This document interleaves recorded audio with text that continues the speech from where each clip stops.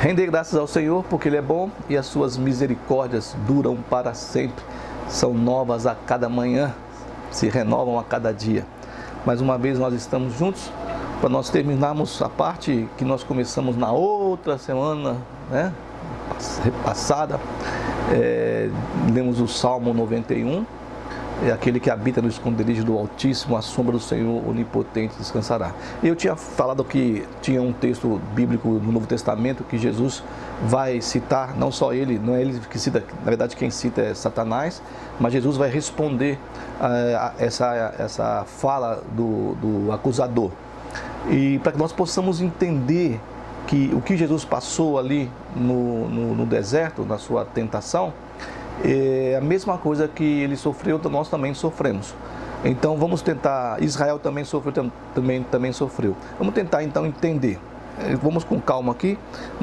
Eu acho que e penso que nós deveríamos começar primeiramente lendo o texto de 1 João, do capítulo 2, do verso 15 ao 17, para que a gente possa entender e acoplar esses três textos, o Salmo 91, o Mateus 4, do versículo 1 ao versículo 11, e o 1 João de 2, 15 a 17. Diz assim o texto: não amem o mundo, nem as coisas que há no mundo. Bom, o mundo, para mim, ele é maravilhoso porque Deus criou o mundo. E Deus fez todas essas maravilhas que nós vemos, o mar, os oceanos, as estrelas, a noite, o sol, a lua e as florestas, tudo com seus matizes, as suas cores. E Deus fez isso para que nós nos deleitássemos, para que nós pudéssemos viver nesse mundo dessa maneira maravilhosa. Mas existem algumas coisas no mundo, aqui nesse cosmo que eu entendo, seria esse mundo que é contrário a Deus, né? Tudo aquilo que é contrário a Deus, eu penso que nós não devemos amar. Tem um outro mundo, para você poder entender essa questão do mundo que Deus criou, do cosmo que Deus criou, para nós nos deleitarmos nele. O cosmo, que é tudo aquilo, esse mundo que é contrário a Deus, e o mundo que é o homem. Porque no capítulo 3 de João 3,16, diz assim: porque Deus amou o mundo de tal maneira. Que mundo que Deus amou? Esse mundo é os homens, que deu o seu Filho Jesus, né, unigênito, para morrer por esse mundo, pelos homens. Então nós temos o cosmos, o mundo, que foi o mundo e o cosmos que Deus criou maravilhoso, para nós nos deleitarmos nele. Nós temos um mundo, o cosmos, que é contrário a tudo que é Deus. E temos o mundo que é os seres humanos, os humanos, né? Então não ame esse mundo que é contrário a Deus, né? Se alguém amar o mundo, o amor do Pai não está nele. Então, não devemos amar o mundo, porque Deus não ama esse posicionamento contrário a Ele. Porque tudo o que há no mundo, aí vai ver esse mundo contrário a Deus. Os desejos da carne, os desejos dos olhos e a soberba da vida não procede do Pai, mas procede do mundo, do próprio mundo. Somos nós, os seres humanos, e eu coloco nós porque nós somos seres humanos. Ninguém está isento disso. Nós que estamos destruindo esse mundo maravilhoso que Deus fez, nós que construímos esse mundo contrário a Deus, nós que somos também o cosmo, o mundo também. Como no texto de João, Deus amou os homens, né? Ora, o mundo passa, bem como os seus desejos, mas aquele que faz a vontade de Deus permanece para sempre, né? Então é isso que nós vamos entender daquele que habita no esconderijo do Altíssimo, no Salmo 91, né? A sombra do Senhor descansará. Direi ao Senhor, do Senhor Ele é meu Deus, meu Rei, nele confiarei. É o que nós lemos na semana retrasada. E agora no texto de Mateus 4, que Jesus ele vai entender essa questão da vontade de Deus, e Jesus vai poder nos mostrar que ele realmente acreditava naquilo. Naquilo que também está lá no Salmo 91. Vamos então agora ao texto de Mateus 4, de 1 a 11. A seguir, depois de Jesus ter sido batizado por João, João o Batista, no Rio Jordão, Jesus, então, ele é tomado pelo Espírito e levado para o deserto, tá certo? Existem vários textos no livro de Ezequiel que Ezequiel é tomado pelo Espírito. Eu acho isso maravilhoso, que ele é tomado de uma maneira que ele é levado lá da Babilônia até Jerusalém, dentro do templo de Jerusalém, e Deus vai mostrar para Ezequiel, no caso, as abominações que eram feitas dentro do templo pelos sacerdotes, pelos levitas, pelas aquelas pessoas religiosas que deveriam ensinar ao povo como se conduzir. Bom, então vamos lá. A seguir, depois do batismo, que foi feito, Jesus, e aqui nós vamos interessante, que eu vou citar algumas vezes o sujeito da frase. Quem é o personagem mais importante da frase? Então, no versículo 1 aqui, Jesus é o sujeito da frase, é o personagem mais importante. Não é nem o Espírito que levou Jesus para o deserto, né? O pneumatos, não é ele. Jesus é o sujeito da frase. Então, Jesus, a seguir, depois de ser batizado, Jesus foi levado pelo Espírito, o pneumatos, ao deserto para ser tentado pelo diabo, o diabolo. Aqui é o diabolou, né? O acusador, o inimigo de nossas almas. Ele foi então levado pelo Espírito, mas ele é o principal, ele é o sujeito da frase, até o deserto. Nós vamos ver que existe 4 frases que Jesus é o principal e 4 frases que o diabo é o principal da frase. É interessante, né? Porque aqui vai haver um embate aqui entre Jesus e Satanás. A gente vai ler o texto para depois a gente comentar aos pouquinhos aqui. E depois de jejuar 40 dias e 40 noites, teve fome. Foi igualzinho ao que aconteceu com Moisés no deserto, no caminhar da saída do Egito até a posse da terra. E Moisés também fez isso aí. Se não me engano, por 3 vezes Moisés fez um jejum de 40 dias, sem comer e sem beber, subiu o monte Sinai, e ali ele falava com Deus ali, e ele em jejum de água e também de alimento. A mesma coisa, aqui também vai ser um tipo de um paralelo entre Jesus e Moisés, Jesus e Israel, tá? Então nós vamos ver aqui as diferenças. Aquilo que Jesus está fazendo igual a Moisés e aquilo que o inimigo, o diabo, no caso, está fazendo, que ele foi feito com Israel e Israel cedeu. Olha só, Israel cedeu a essas tentações. E nós vamos ver que Jesus não cedeu a essas tentações. Vamos lá então. Ele teve fome, então, está com 40 dias no seu jejum. Nesse momento que ele está com fome, com fraqueza, vem então o tentador.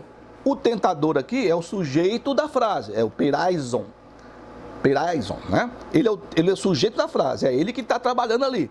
Ele é o momento dele agora. E vai esse tentador se aproximando de Jesus e vai dizer a Jesus, ele vai dizer algo para Jesus, é o seguinte, tipo assim, se você é, né? Se você é mesmo, como diz só, se você então você vai fazer isso, né? Então diz assim, se você é o Filho de Deus, mande que essas pedras se transformem em pães. E nós vamos ver então aquilo que é o texto de João lá em cima, os desejos da carne, né? Olha, você está com fome? Então pega essas pedras e as pedrinhas lá, parecidas com pãezinhos, são achatadinhas e bonitinhas, e dá até vontade de comer aquelas pedras lá, de parecendo que é o pão. Então, né, você vai e faça delas o seu pão, não se esquecendo que no caso do povo de Israel, Deus derramou sobre eles por 40 anos o maná. O maná, que era as sementinhas que eles colhiam todo dia para poder fazer o pão, fazer os bolos, para eles comerem e não terem fome. Mas chegou um dado momento que esse pessoal de Israel que estava atravessando o deserto, eles se revoltaram contra Moisés, contra Arão, contra Deus mesmo, porque eles queriam carne, né? E eles disseram do maná que Deus havia provido para eles. Nós só temos esse pão vil, ou seja, desprezando aquilo que Deus estava dando para eles dia a dia, diariamente, né? O pão de cada dia. Então ele fala assim, olha, se você mesmo é filho de Deus mesmo, se você tem poder mesmo e tal, você pega essas pedras, você está com fome, pega as pedras e você então vai comer essas pedras aí, né? Então o desejo da carne, que lá João falou lá, né? Porque tudo o que é do mundo, né? Então aqui o desejo da carne é um dos pontos, tá bom? No versículo 4, Jesus, porém, respondeu, está escrito. Ele vai responder com o texto bíblico lá do Antigo Testamento, a essa investida do inimigo contra ele. Então ele vai dizer, está escrito. Por quê? Porque Jesus conhecia não só a Bíblia, como também ele conhecia a Deus. O ser humano não viverá só de pão. Não é só de comida. Não é como o povo de Israel queria só os peixes, que tinha saudade dos peixes, dos alhos, das cebolas, da carne, a gordura do Egito. Não. Não é só disso que o homem vai viver. E não é só dessas pedras tornadas em pão que eu vou sobreviver. Então, mas do que vive o homem? Mas de toda a palavra, agora presta atenção, por favor, que procede da boca de Deus. Deus usa homens para poderem falar a tua palavra para o outro homem. Mas nós precisamos compreender e termos de discernimento em sabermos qual é realmente a palavra que está saindo da boca de Deus e não da boca do homem. Bom, então Jesus vai e repele essa primeira investida do inimigo. Aí volta ao sujeito no capítulo, versículo 5, o sujeito da frase, né? Que é o diabo, o diabolos, aqui já é o diabolos, lá o diabolou, aqui é o diabolos. Ele volta a tentar Jesus. Então ele pega Jesus, levou Jesus à cidade santa, a Jerusalém, e colocou-o sobre o pináculo do templo, no local mais alto do templo de Jerusalém. E aí ele vai usar o texto de Salmo 91 para poder fazer a tentação a Jesus. Novamente ele vai indagar Jesus naquela palavra de que você realmente é o Filho de Deus, né? Um tipo, né, de gozação assim. Se você é Filho de Deus, jogue-se daqui, porque está escrito. Aí ele vai usar também a Bíblia. É lógico que ele usa aqui, faltando algumas palavras do texto de Salmo 91, 11 e 12. Jesus combateu ele na primeira tentação com a Escritura, rebateu o que ele está falando. E ele então vai agora usar a Escritura para poder também deformar um pouquinho mais, para poder também engodar Jesus. Porque está escrito, aos seus anjos ele dará ordem a seu respeito, a você. E lá no texto, para todo mundo. Nós lemos aquele texto na semana retrasada. E eles o sustentarão nas suas mãos para que você não tropece em alguma pedra. Né? Então nós temos o terceiro ponto lá do texto de 1 João, que é a soberba da vida. Né? Então realmente você tem razão, eu vou me lançar daqui de cima aqui, porque Deus vai me segurar. Infelizmente eu vou dizer isso, e talvez a gente não precisa nem falar esse tipo de coisa.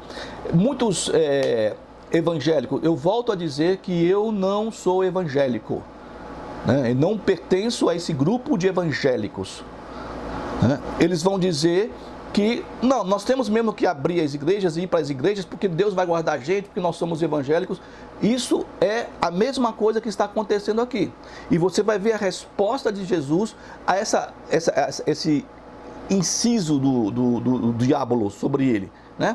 Então você pula mesmo. Imagina só Jesus pulando, principalmente se foi às 3 horas da tarde, lá no templo, onde tinha o sacrifício, estava cheio de gente.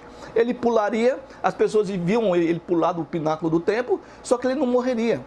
Aí todo mundo ia seguir Jesus, mas não ia seguir da maneira certa, ia seguir porque ele pulou e não morreu. Então esse cara é bom. E talvez, como aconteceu até hoje também, seguiria por só um pouco de tempo e depois deixaria. Então a soberba da vida. Peraí, você não pode fazer isso aí, né? Você não pode tentar o Senhor Deus, que vai ser a resposta de Jesus aqui. Aí qual que é a resposta de Jesus em relação a essa soberba da vida? Se joga daqui, né? Não, eu vou fazer culto dentro de ônibus, eu vou encher a igreja, porque Deus está conosco. E nós estamos vendo muitas pessoas que dizem isso aí, que estão morrendo, principalmente aí alguns pastores que disseram tal, que estão morrendo por causa disso aí. Aí aqui vem o Jesus respondendo a essa incisão aí do diabolos. Jesus, que agora é o sujeito da frase, o mais importante, respondeu. Também está escrito. Ele responde com o texto lá de Deuteronômio 6,16. Você está dizendo comigo o Salmo 91, mas eu vou te responder com o Deuteronômio no Antigo Testamento. Não ponha à prova o Senhor, seu Deus. Eu disse para um amigo meu, que é evangélico, mas não pode, que a igreja tem que ser aberta, tal. Eu falei, olha, Jesus fala, e ele é Jesus, ele não é o Geraldo nem você, ele é Jesus. Não ponha à prova o Senhor, seu Deus. né?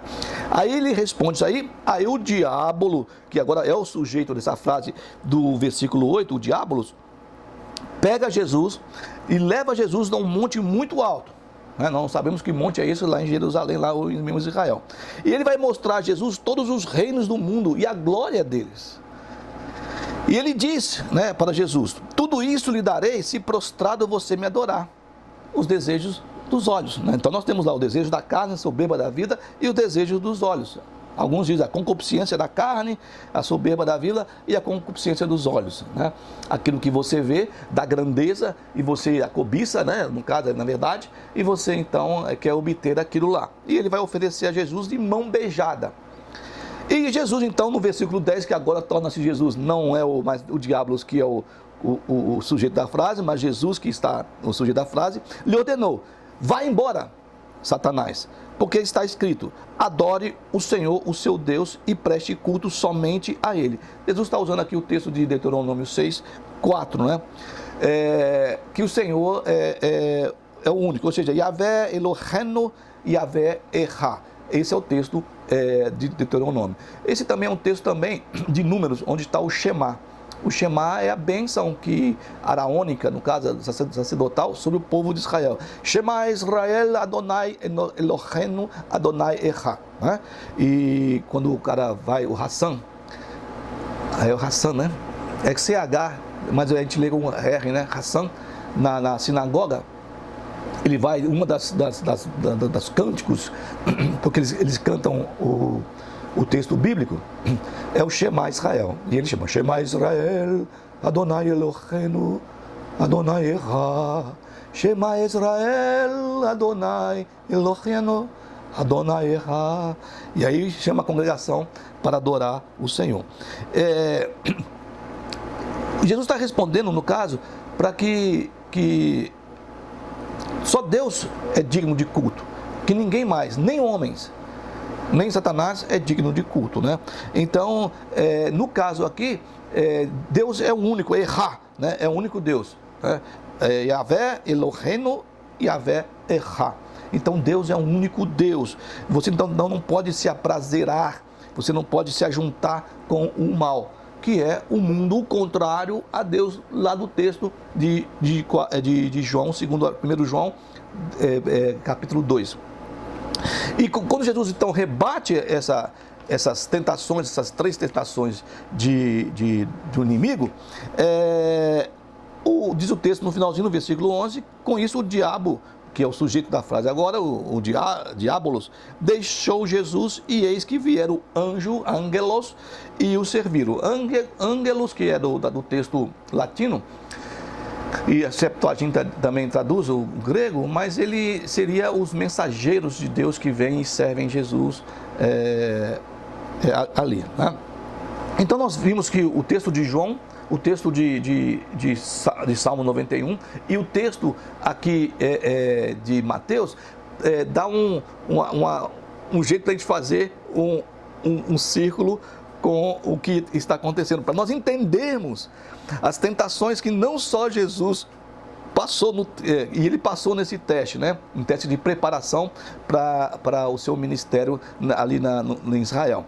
E essas tentações, essas três partes aqui dessas tentações, que são listadas em Mateus, acontece também conosco.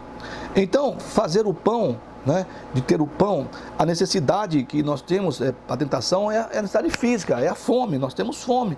Então, será que Deus proverá mesmo a comida? O povo de Israel lá reclamou, só temos esse maná vil, e eles querem carne, e Deus manda carne para eles, codornizes, e diz o texto que eles pegaram as codornizes e comiam elas crua, né? Já na boca, e matavam ali de tanta vontade que eles estavam nessa concupiscência da carne, no caso. Então, Deus, será que proveria isso aí? E nós temos então de entender que nós somos filhos de Deus, nós temos aí, e Jesus compreendia isso claramente, por isso que ele não tinha temor, por isso que ele respondia em cima e também junto com a palavra, que ele conhecia quem era Deus. A gente parece que a gente não conhece muito bem a Deus, não. Então, nós dependemos de Deus, e não daquilo que nós achamos que devemos fazer, ou que nos é dito para fazermos, porque seria da melhor forma. Transforma em pão, né? Mas não é assim. Não, tá aqui, ó, tá ali um bolo de dinheiro ali, não é seu, mas você rouba, tá bom? Ah, tá bom então, vamos lá, né? Não, peraí, não é assim não, né? A tentação 2, então, ele vai afrontar a Deus, então, e vai, com a má aplicação do texto de Salmo 91, falar com Jesus sobre a necessidade a base dessa tentação, que era a segurança. A questão era realmente necessidade emocional, né? Deus proveria, Deus protegeria, né? Então essa fraqueza latente que está dentro de nós, né? O orgulho, a insegurança, a necessidade de testar a Deus, né? Não tentar a Deus, é complicado aí. Jesus está sempre respondendo ao inimigo com autoridade. E a terceira tentação, que seria adorar a Satanás, não esquecendo a segunda tentação, o plano é Deus, né? Então você não vai tentar a Deus, não vai querer ficar no meio lá de uma UTI, sem máscara, sem nenhuma proteção, porque Deus está com você e você não vai pegar Covid. Maravilhoso se fosse assim, né? Não vai pular do pináculo do templo, porque Deus é seu Deus e ele vai te segurar. Não tenta, né?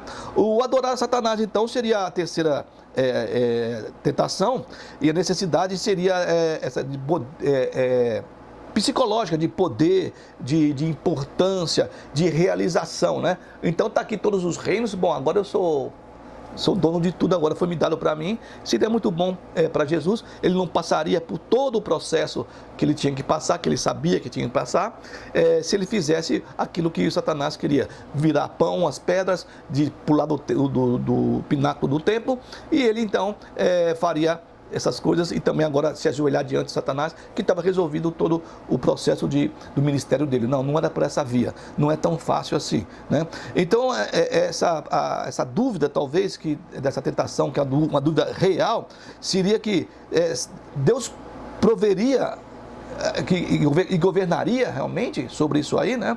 Então, esse desejo de obter poder rapidamente, de soluções fáceis para nossas vidas, a necessidade de nós nos igualarmos a Deus. Bom, agora eu tomo conta que é a necessidade que teve Satanás na sua queda, que foi ser igual ao Altíssimo, né? Ou até superior a Deus, foi a queda dele, ser mais importante. Então, não contemporizar, não se aprazar, no caso, com o mal. O enfoque aqui seria verdadeiramente a pessoa de Deus. Então nós temos esse texto, esses três textos, que você podia ler com calma: o segundo, 1 João, versículo 2, o Salmo 91, que nós já lemos na semana retrasada, e o capítulo 4 de Mateus. Simplificando tudo, Jesus sabia quem ele era. Jesus sabia da onde ele veio. Jesus sabia quem era Deus, e ele não ia tomar o caminho da sua própria vontade. A vontade e a realização, o prazer, o deleite, a alegria de Jesus era fazer a vontade de Deus, não a vontade do homem, não a vontade do acusador, do inimigo, seja ele um ente espiritual ou alguém carnal. Não é a vontade desse, é a vontade clara e perfeita de Deus. E ele sabia e compreendia aquilo que o salmista estava falando: aquele que habita no esconderijo do Altíssimo, à sombra do Senhor onipotente descansará. E esse cara que entendeu lá no templo, lá atrás, antes de Jesus, ele dizia: direi ao Senhor, ele é o meu Deus, que é: ouve, ó Israel, o Senhor, ou ouve Maria, ouve José, ouve Brasil, ouve. O Senhor é o único Deus. E Jesus compreendeu. Por isso que Jesus passa esse caminhar dele no seu ministério com autoridade, com firmeza. Eu gostaria muito de ter isso, eu não tenho. Muitas vezes eu estou cheio de dúvidas, mas ele tinha convicção de quem ele era, amado por Deus, filho de Deus, e quem era Deus. E que nós possamos, dentro desses textos aqui, desses três textos, nós também podemos entender claramente que nós somos amados por Deus e que Deus é o único e que não há outro igual a Ele. Deus abençoe a sua casa, Deus abençoe a sua semana, Deus abençoe a sua vida, que Deus faça prosperar os seus passos, que guarde a sua casa, a sua vida também de todo o mal, em nome de Jesus. Que você tenha um domingo abençoado, abençoado, em uma semana que se inicia em alguns lugares, um feriadão aí também abençoado, e que nós sejamos então